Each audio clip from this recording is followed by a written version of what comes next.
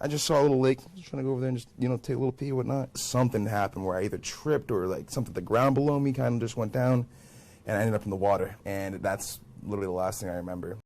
What's up, guys? Welcome to this new video.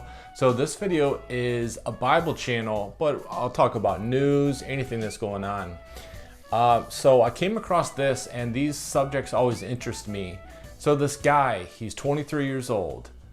He is in North Carolina. This happened yesterday.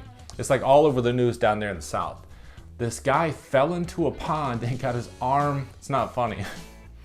He got his arm bitten off by an alligator, and he had to have it amputated. Here's a little bit of what he says.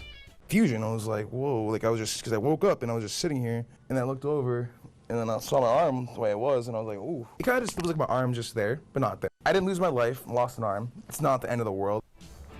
So what happened was this guy was at a bar and it was like 1:30 in the morning and he went out to relieve himself at this little pond right behind it.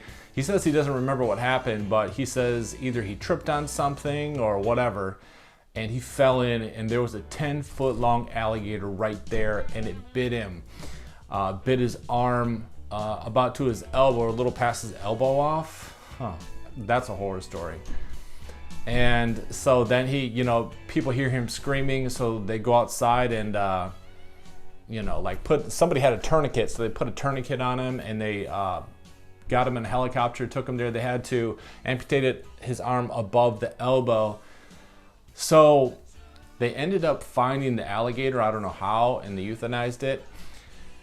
So I generally try to tie this in with the Bible, or how does the Bible correspond with this? And I don't really, other than the fact that during the millennium, when there's the rapture and the 1,000-year reign of Christ, the lion will lay down with the lamb.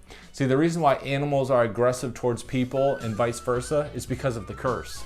Before that, there were no problems. And when Jesus returns and does away with the devil, or at least in this time for the millennium, has him locked for 1,000 years, there's not going to be problems. So you can tell when there's problems going on, it's from the devil. The Bible says we don't wrestle against flesh and blood anyway. This is just a result of the wrong place, wrong time, and it's the result of the curse, the fallen world.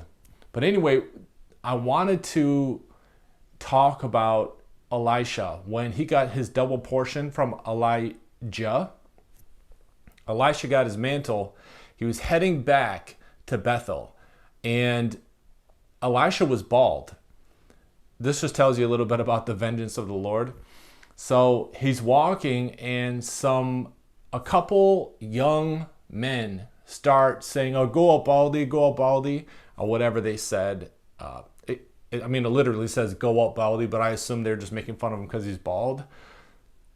Elisha cursed those kids, and 2 female bears came out and tore up about 40 of those people. So it's another animal attack. How does that correspond? I don't really see the correlation, but it's pretty interesting when you hear about these animal attacks. So that's the Bible story for today. Hope you guys enjoyed it. There's a GoFundMe for that guy. Maybe I'll put it in the link. If more than 1,000 people or 500 watch this, then it might be helpful. Talk to you guys next time.